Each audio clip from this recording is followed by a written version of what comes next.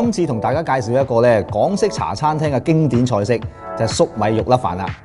講個菜式先嚟，西班牙嘅豬梅肉、新鮮粟米、甘筍、牛油、麵粉、罐頭嘅忌廉粟米、忌廉、雞湯、小香葱粒，仲有少少白飯添。嗱，而家輪到個做法啦。首先咧，豬梅肉我哋將佢切咗粒，落啲鹽調味，撈勻咗之後咧就擺埋一邊備用。嗱，而家我哋用刀將新鮮粟米切晒粒出嚟，跟住咧亦都係擺埋一邊備用先。而家我哋喺個小鍋裏邊，首先放入牛油，燒溶咗之後咧，我哋就可以加入呢個豬梅肉、粟米同埋甘筍粒啦。用個中火炒佢3分鐘到啦。跟住咧，我哋將個火熄咗佢，熄完火之後，我哋加入麵粉同埋忌廉粟米，我哋將所有嘅材料撈勻晒佢之後咧，跟住先至再加入忌廉同埋雞湯。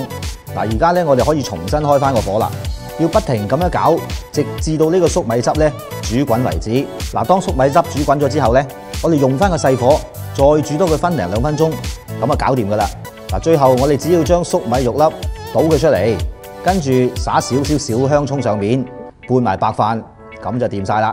呢個 recipe 咧，除咗可以用豬肉之外咧，大家都可以試下用雞粒或者魚柳嚟到代替嘅。除咗米飯之外，呢個我哋拌意大利嘅麵條都非常之好食噶。